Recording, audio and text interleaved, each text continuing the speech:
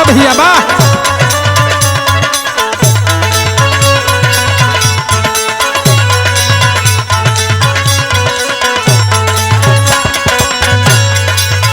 देखा ये भैया मास्टर हमरे गीत बजावत होन कौनो दुल्ही के शिकायत हिया कहतिया का जहिया से सैया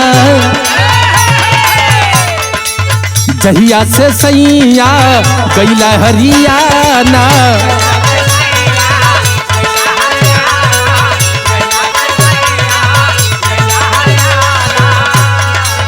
घोटले घोटात नहीं थे हमारा से खाना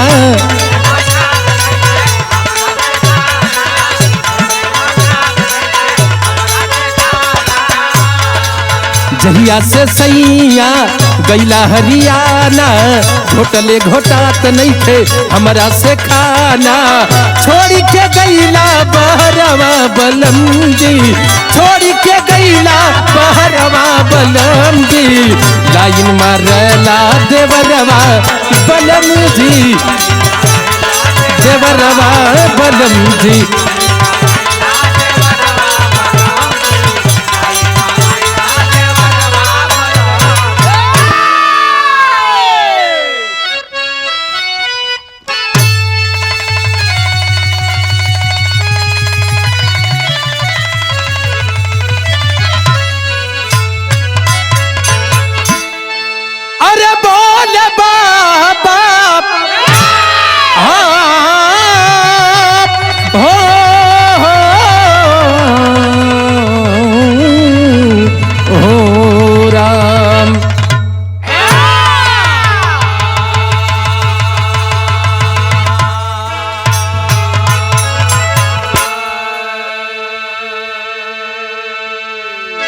अच्छा भैया लोग हम गायक कलाकार बबलू यादव और साथियन के आवाज में एक ठे और बिरहा आप लोगों के बीच में प्रस्तुत बा। ये धरती पर कुदरत की लीला जगह जगह पर अनेकों रूपों में देखने को मिलती है बाबूजी। भगवान कब के करी पर खुश हो जाई हाँ एक कोई ना जानत किस्मत के कर कब कहां से कवनावरी लेके चल जाई इहो कोई नहीं खे जानत। यही लिए आदमी के सोच विचार के कोनो काम करे के चाहिए। भूमिका में भाव लगत है मास्टर भैया।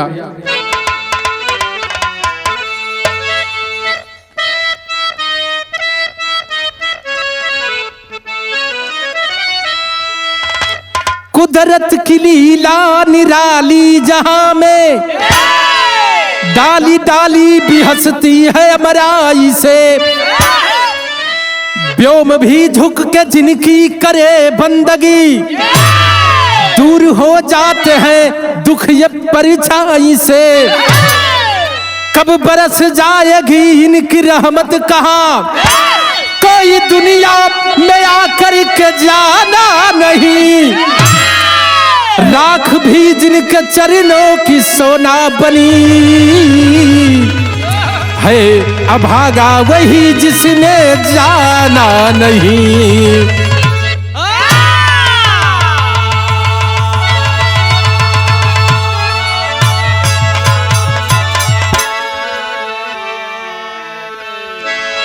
भैया हो भगवान कब के करी पर खुश हो जाइए के का दे दी हन कोई नहीं खे जानत। बिरहा में एक थे गजल लगत थे मास्टर भैया।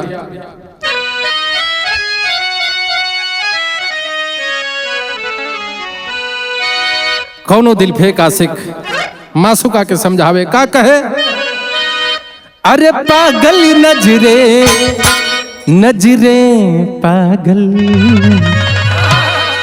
हाँ पागल नजरे दिल दीवाना कहता है दीवाना कहता है पागल नजरे दिल दीवाना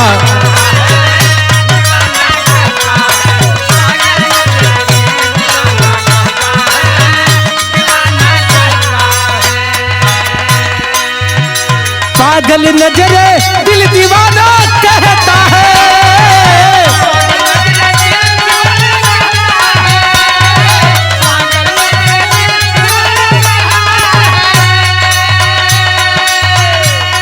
अरे पागल नजरे दिल दीवाना कहता है, अरे तेरा मेरा मेरा तेरा, अरे तेरा मेरा प्यार पुराना लगता है, पुराना लगता है, तेरा मेरा प्यार पुराना।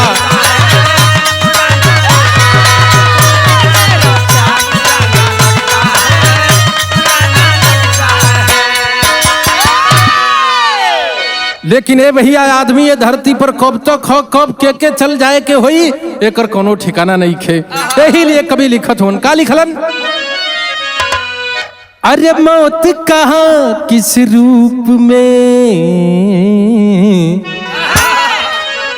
अरे मौत कहाँ किस रूप में किस पल आएगी, न जाने आज कोई मौत कहाँ किस रूप में किस पल।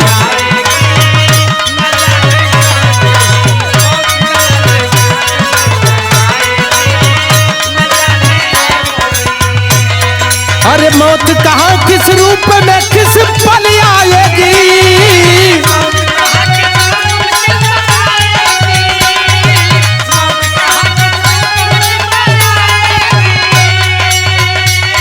अरे मौत कहाँ किस रूप में किस पल आएगी, किस्मत किसे हंसाएगी,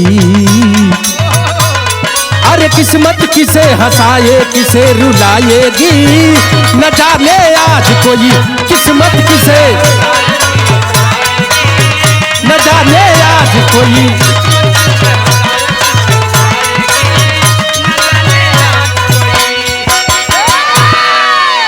भैया हो आज अगर हम बहुत खुश बानी तो कल भी बहुत खुश रहब, एकर कोनो गारंटी नहीं खे।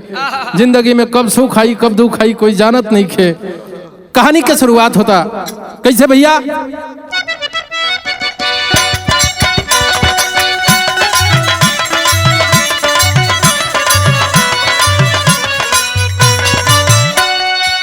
यहाँ पे जिंदगी का कोई ना ठिकाना है, छोड़ के यहाँ से एक दिन सभी को जाना है।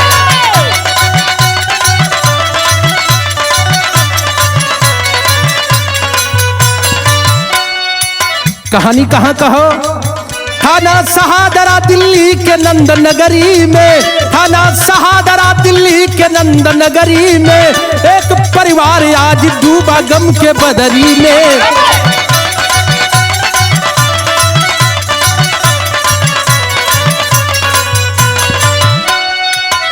महानगर दिल्ली के अंतर्गत शहादरा थाना और शहादरा थाना के अंतर्गत एक छोटा कस्बा जौने कस्बा के नाम नंद नगरी बतावल गई हो भैया। वहीं पर एक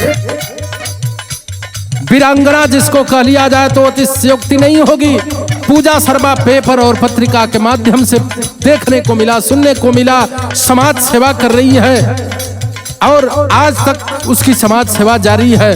कहानी पर प्रकाश डालत हो कवि जी हो थका, पूजा शर्मा की कहानी ये हकीकत है, पूरे समाज को जो दे गई नसीहत है।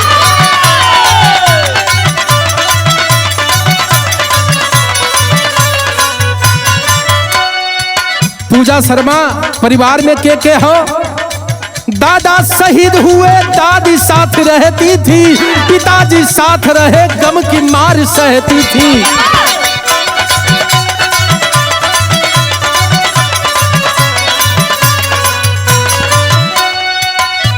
पूजा शर्मा के दादाजी जो कि फौज में सेवा दिया करते थे बाबूजी, लेकिन एक दिन देश के काम उनकी जवानी आ गई, एक आतंकवादी हमले में मारे गए और भारत सरकार ने शहीद घोषित कर दिया।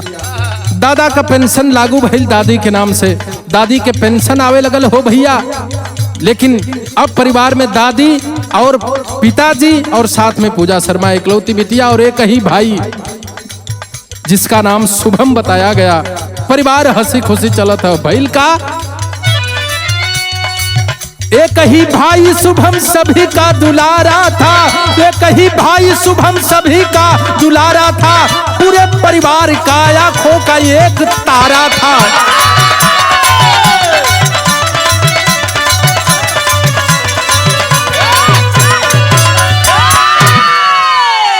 भैया हो, आज दादी और पिताजी के बीच दोनों भाई और बहन किलकारियां मार रहे हैं। बाबूजी हंसी खुशी परिवार चला था, लेकिन एक दिनमा भाई कुछ दूरी पर, घर से कुछ दूरी पर निकला है, खेल रहा है और खेलत खेलत भैया कुछ लोगन से बतरस भइल है और बात इतना बढ़ल कि हाथाबाही के नौबत आ गई है। और जब हाथाबाही के नौबत आइल तो बिरहा में एक ठे गीत लागल।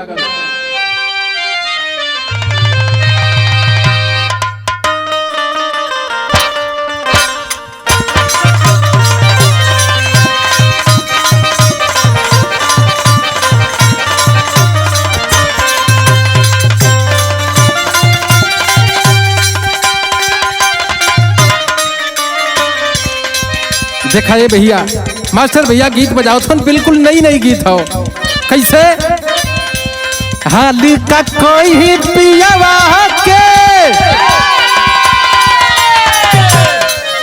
अरे हाल का कोई पियावा के बिना चलुए इन जन चापता।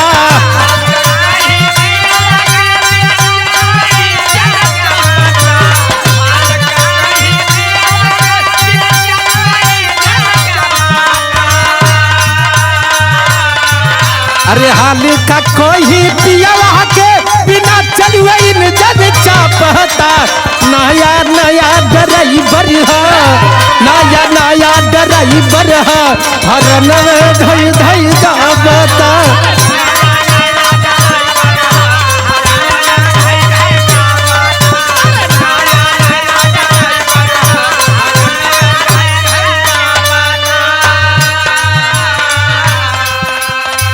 लेकिन कभी लिखत हो नसीहत भरी लाइन लिखते हैं क्या? अरे कोई न जाने कब नावर से, अरे कोई न जाने कब नावर से मौत कहाँ कब आई हो।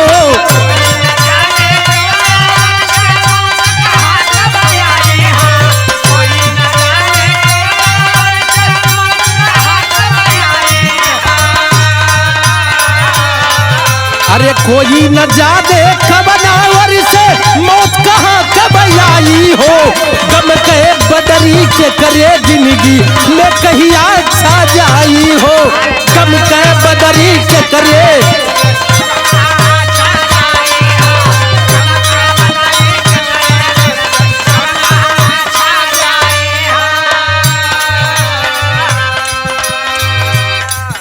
आखिर भाई चला है और कुछ दूरी पर जाकर के कुछ संगी साथियों के साथ में खेलत हो और खेलते खेलते बात बढ़ल। ये भैया आपस में कुछ विवाद हुआ और जब विवाद भइल तब भइल का लिखे के पड़ल।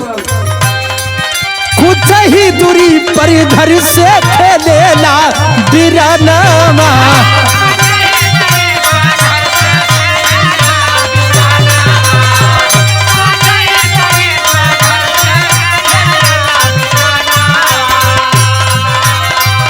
धोखवा से गोली मारी जे हले बेईमानवा। धोखवा से गोली मारी जे हले बेईमानवा।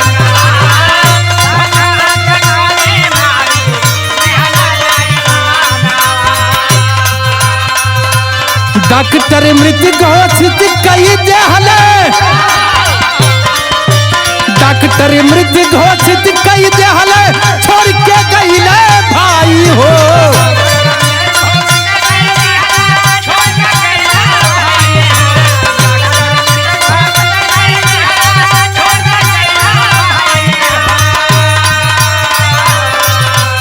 डॉक्टर मृत घोषित कई दे हले, छोड़ के गईले भाई हो। के करे जिंदगी में कहिया कब कब के बदरी छाई हो।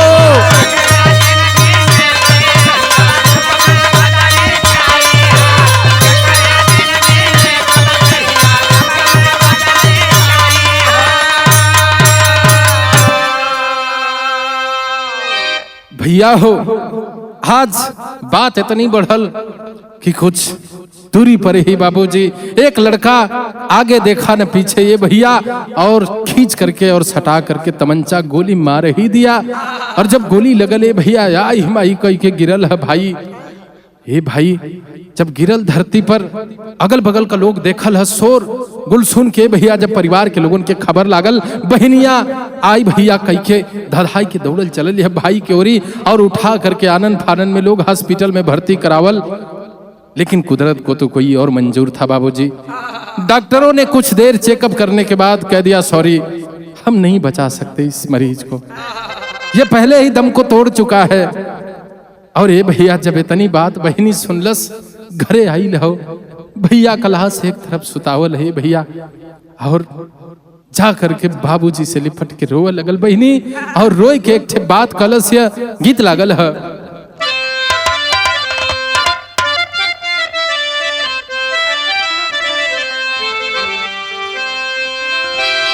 अरे कही दा भौजी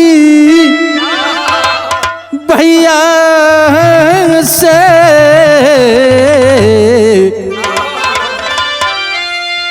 अरे कही दा भौजी भैया से मोरी कही देते गवाना।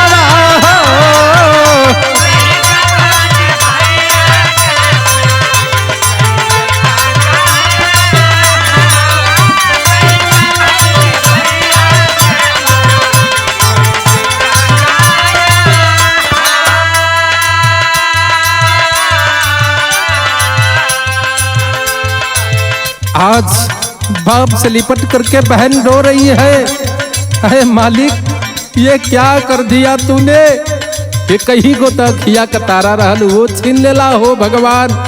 और जब बाप को इस बात की खबर लगी मेरा बेटा इस दुनिया में नहीं है, पछाड़ा काय के बाबू यही धरतिया पर गिरल हुन हो भैया, लेकिन बहिनी रोवत है, कैसे रोवे,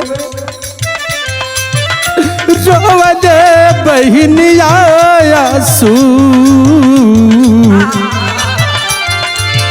रोवने बहिनिया आंसू, बरसले नजरिया।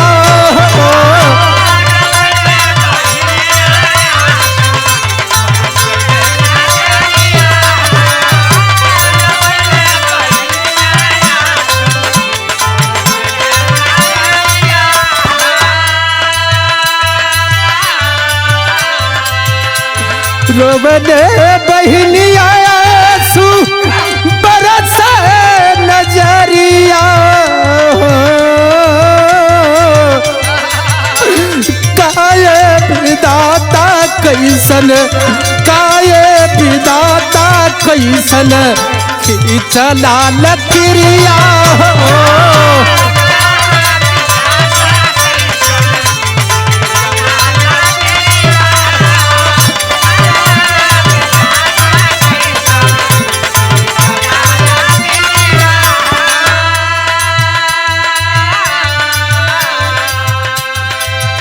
बाप से लिपट करके रो रही है बहन और कह रही है मेरा भाई हमको धोखा दे गया पापा, मेरा भाई अब इस दुनिया में नहीं है।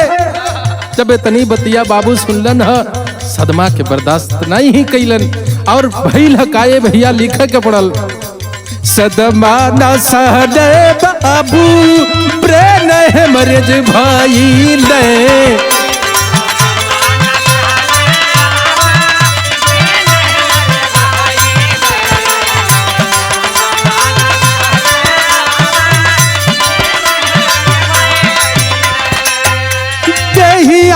जान हो भैली कोमा में गईले,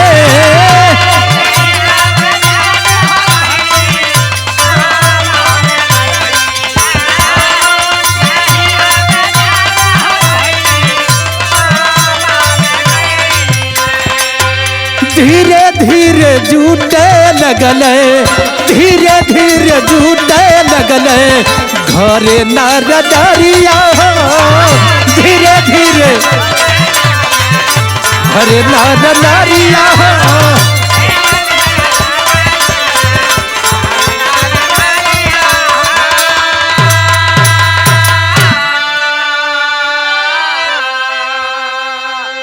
भैया हो, जब बाबूजी के खबर लागल, जब बाबूजी सुनलन, सदमा बर्दाश्त नहीं कैलन, तुरंत ब्रेन हेमरेज कर गया बाबूजी। और जब ब्रेन हेमरेज भइल, कोमा में चले गई शरीर। और जब कोमा में चल गए बाबू, अब परिवार में मात्र इकलौती बिटिया बची है। अब सबसे बड़का धर्म संकट ये हो कि भाई के मुख में अग्नि के दे, चूंकि सनातन कहता है 12 धर्म का ठेकेदार और 12 ही समाज का व्यवस्था। ए बाल मुकुंद भैया, सनातन कहता है कि स्मशान में औरतें नहीं जा सकती, इस सनातन बतावेला। तो आज धर्म संकट हो, परिवार में कोई बचले नहीं खे, एक ठे बाप हो मरण सैया पर सुतल हुन, आज बिटिया धर्म संकट में हो। और आस पड़ोस के लोग जितना लोग जुटल हो, कोई सोचता, कोई कहता कि चाहे दा परिवारे करल, भाई रहल, एके ता संस्कार करवा देवल जा, तो वही में कोनो कोनो मेहरुआ गाँव पगलाइल हो, ये अकाल मृत हो, माने अकाल मौत भइल, लेकर कोनो ठेकान नहीं खे। हो न हो हमन जरावल जाई, भूत बन के अगर लिपट गई तो फिर जिंदगी नासे हो, खे जाई भैया झंझट में पड़े, जेकर हो अपन समझे। धीरे धीरे गांवपुर के लोग पैर पीछे खींच लिए बाबूजी। और जब पीछे खींच लेलन, तब बहनी सोच गई कि भाई हमार, और अगर भाई मेरा है तो मैं अपने भाई को मुख अग्नि क्यों नहीं दे सकती। लेकर के बहन चली है, अर्थी सज गई हो भैया। और जब अर्थी सजल तो बहन लेके चलल, लेकिन हर गांवपुर के लोग अपने में बतियावता, का बतियावे, गीत लागल है। देखा एक गीत के माई बहनी लोग गावली, बड़ा प्यार से गावली। कैसे हो हीरा भैया? अरे मोरी पिछुआरा वालो हर भैया मीत लोहे कऊ मरी झूमरिया,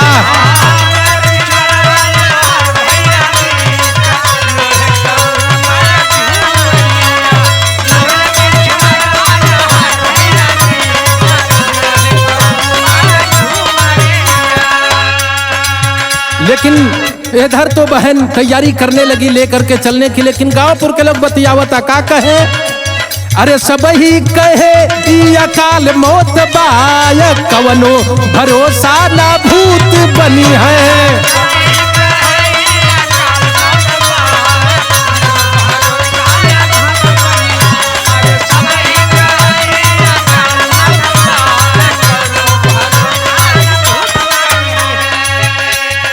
केहू कहे भूत बन के धई दे हमके,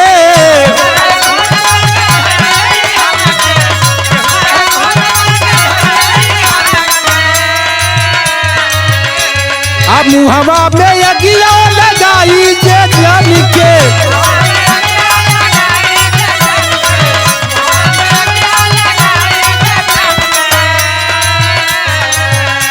अरे चलली बहिनिया तब कान्हे उठाए, चलली बहिनिया तब कान्हे उठाए, कवनो भरोसा न भूत बनी है।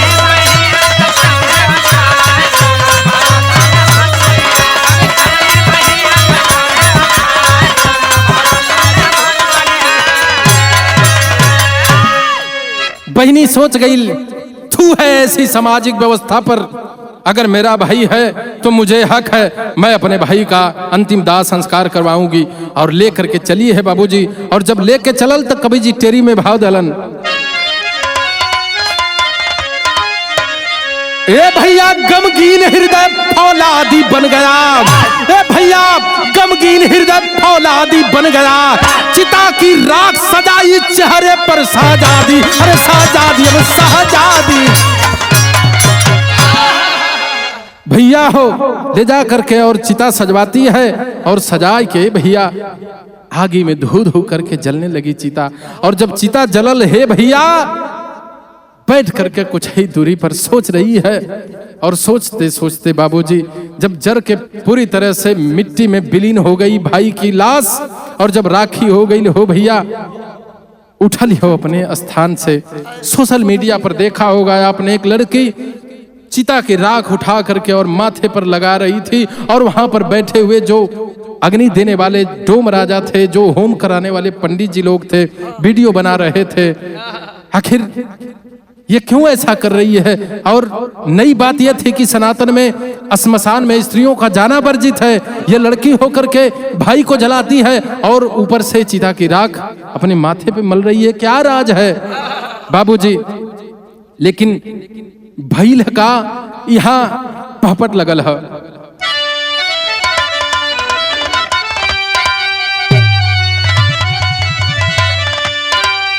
सोच रही है वह लड़की क्या करती है, राख लगा के रोले बहिनिया दुनिया पागल बा, कैसन बातें विधना के करनिया दुनिया पागल बा।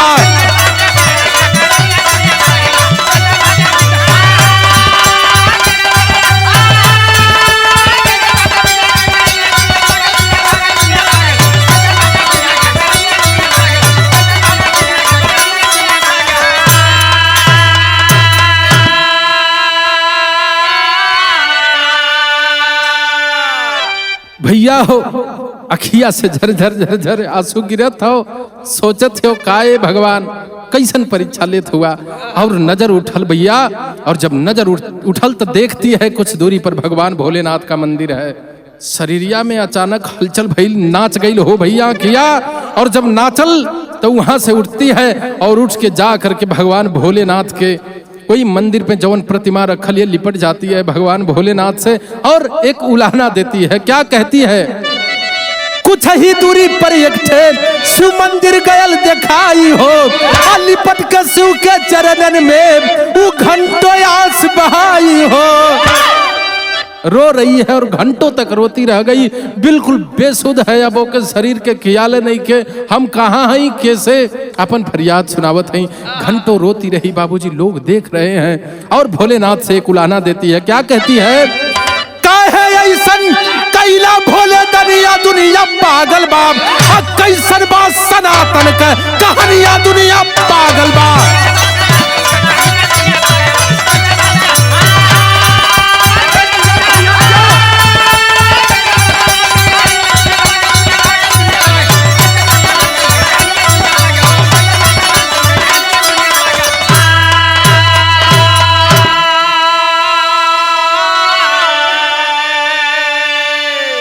बार बार भगवान भोलेनाथ से उलाना दे रही है। लोग तो के दुनिया का मालिक बतावला, इहो सुनने रही कि बहुत दानी हुआ, बहुत दयालु हुआ। आखिर हमके कौने सजा, कौन कसूर के ऐसा सजा देत हुआ। एक ही को भाई रहल, ओके भी छीन लेला। दादा के सहारा रहलू, फौज में मरा गईलन। एक बाप जो परिवार के सहारा थे वो भी बिल्कुल जिंदगी और मौत से जूझ रहे हैं। आखिर ऐसा परीक्षा काहे लेत हुआ ये भगवान? सोच रही है, उलाहना दे रही है बार बार। और जब उलाहना देते है भैया तो कभी का कलम डोलल और आल्हा में लिखलन है। का लिखे, कहे काये भोलेनाथ कैसन तोहरी लेखनिया मालिक,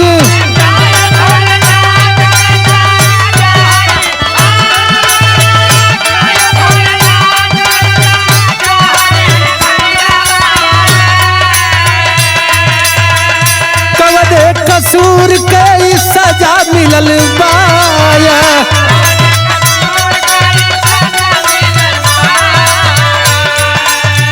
बचपन में माई हमके काहे खातिर छोड़ गईली,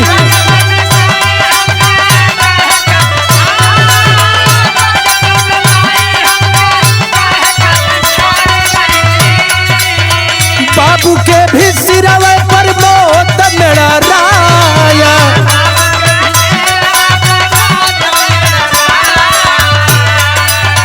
कुछ देरी बाद कापी गईली शरीरिया भैया,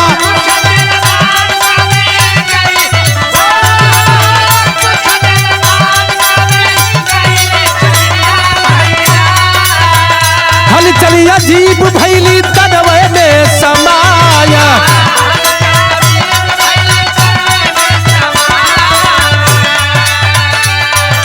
कुछ देर तक भगवान भोलेनाथ से फरियाद करती रही, पूछती रही। ए भैया जैसे लगल कि भगवान भोलेनाथ साक्षात सवार हो गईलन, शरीरिया गनगनाए के नाच गईल। और जब शरीर नाचल तो वहां से उठती है और एक प्रण लेती है। आज से मैं सनातन का खंडन करती हूँ। और खंडन इसलिए नहीं कि मैं धर्म को नहीं मानूंगी, बल्कि ये व्यवस्था के बदले का कोशिश करब हम। ये लिए ये धरती पर आज भी बहुत ऐसा अनाथ मरलन रोड पर जे जीवन बितावला, जेकर कोई वारिस नहीं खे, तो हम बताइला जेकर कोई नहीं खे नाथ होकर तू ही भोलेनाथ। अगर जे भी ये धरती पर अनाथ मर जाई, जौने लाश के लेवे से सब कोई इनकार कर दई, ओकर अंतिम दाह संस्कार हम ओकर वारिस बन के करब। और उसी दिन से प्रमाण मिला, आज तक लगभग उस सोशल वर्कर पूजा शर्मा ने लगभग 5000 लवारिस लाशों का दाह संस्कार करने का काम किया, उनका वारिस बनने का काम किया। बाबूजी सलूट करते हैं ऐसी बहादुर बिटिया को। और जब समाज सेवा करे लगल ये भैया, आज भी कार्यक्रम जारी हो। और पता ये भी चला, कुछ लोगों का तो ये भी मानना था कि बावरी हो गई है, भगवान भोलेनाथ की छाया है, उसके ऊपर साक्षात भगवान भोलेनाथ सवार रहते हैं, किसी से कोई मतलब नहीं। पता तई भी चलल कि सगाई हुई थी बाबूजी, और कुछ ही दिन के बाद, शादी के कुछ ही दिन के बाद पति फौजी था, शादी हुई, लेकिन रहन सहन सामाजिक सेवा ओके नीक नहीं लगल। चूंकि कुछ लाश तो ऐसन भी आवे जौने के देख के भी घिन आवे हो भैया, ऐसा लाशन के साफ सुथरा कई के उनके कफन दे करके और नया कफन दे करके दाह संस्कार करवाती थी। पति को ये पसंद नहीं आया, सोच गया लगत है अड़भंगी हो गई है, सही में भगवान भोलेनाथ के सवार हो गल। अब एक छोड़ दे, ठीक है, मना करता है पति, कहता है छोड़ दो अपना रास्ता, कलश की हम जवन करत हैं वो ठीक है, और शायद भगवान भोलेनाथ का यह मर्जी हो, नहीं तो हमारे साथ ऐसा बड़ी दुर्घटना नहीं हो। पति कलश चल तू अपने भोले ही नाथ के लेके रहो, हमारी साथे ना बेटी। पति छोड़ दिया, और जब पति छोड़ दिया बाबूजी तो समाज सेवा में लग गई। कहना पड़ा क्या, कई के समाज सेवा दिनवा बितावे लगली,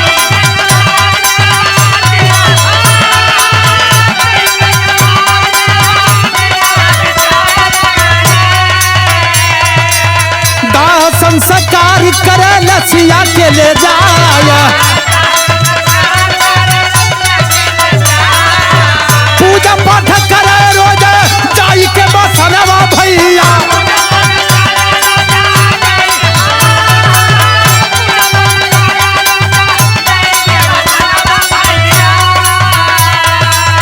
जे करे कृपा भोले दानी के जनाया,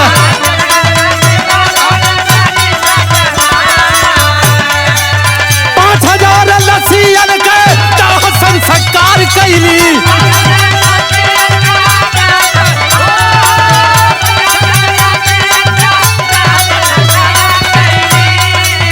भोले दानी के जेके साथ मिलल बाया,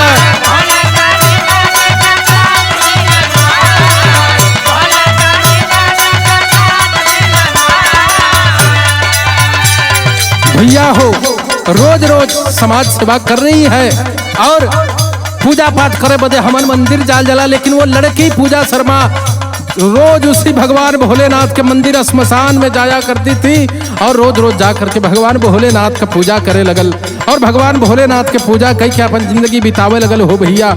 लोगन में चर्चा होके लगल, लगत है एकरे ऊपर साक्षात भगवान भोलेनाथ का सवारी है। एक दिना एक घटना घटती है रास्ते में, कुछ चूंकि अभी भाई का केस तो चल ही रहा था, और भाई के केस की मात्र एक ही चश्मदीद गवाह बची थी, उसकी बहन। सोच गईलन दुराचारी की यही के मार दे जाई के सिया जीत जाल जाई। हे भैया, जब घेर लेते हैं रास्ते में श्मशान की तरफ से पूजा करके, और धीरे धीरे जब वहीं घर की तरफ चलती है, रास्ते में होता है क्या, एक दिन रही में घेरला दुराचारिया बाबू,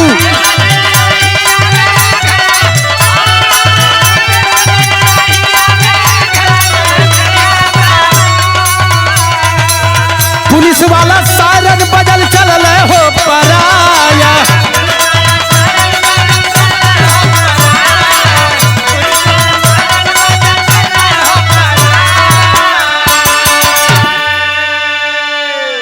भैया हो मैंने देखा मीडिया के माध्यम से मैंने देखा उस लड़की से जब पूछा गया, साक्षात्कार किया गया, कैसे कर लेती हो ये सब। कलश की भगवान भोलेनाथ की लीला है, वो है सब कुछ करावे वाला हुवन, हम करे वाला के हई हो भैया। पता न कहां से कवनी ओरी से शक्ति आवेले, सब कुछ करावेले।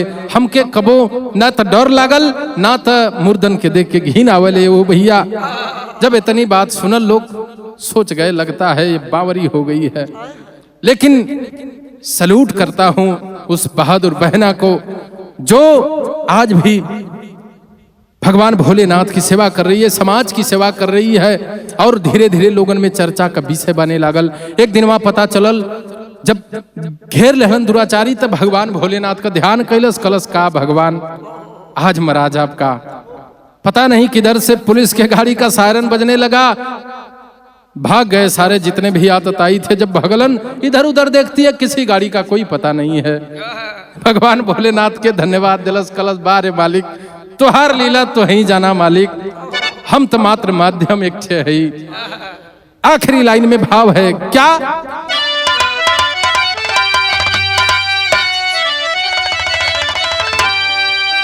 अरे धरती पर कैलू ऐसन काम बहिनी, तई जमाना करी तोहके सलाम बहिनी।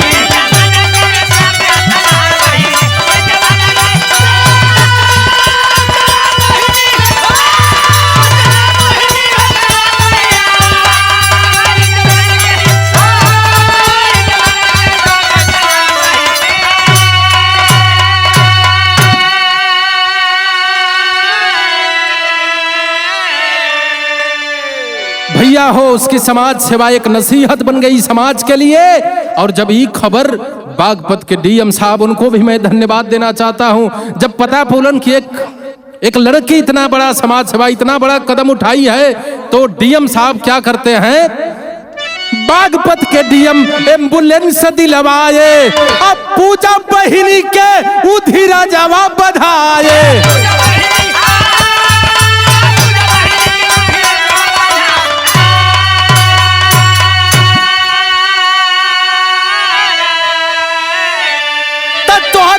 जिंदगी में होई ना शाम बहिनी, तई जमाना करी तोहके सलाम बहिनी।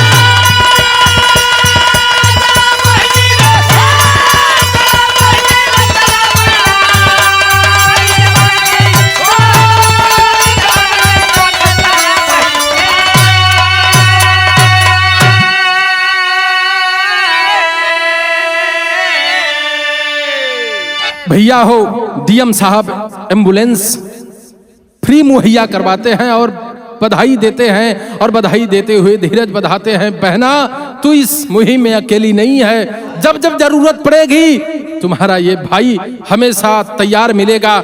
अगर किसी मदद की जरूरत हो तो अपने इस भाई को फोन कर लेना। ए भैया आज भी समाज सेवा जारी हो तो ऐसा ऐसा लोग समाज में हुन। आखिरी लाइन में भाव है, गुरु बिहारी गुरु गणेश गुरु राम लाल मुरफावन, राज नारायण रमेश गुरु कह लागे गीत सुहावन, गमगीन हृदय फौलादी बन गया बबलू कैलाश, कभी ये कैसी है आजादी, गमगीन हृदय फौलादी बन गया।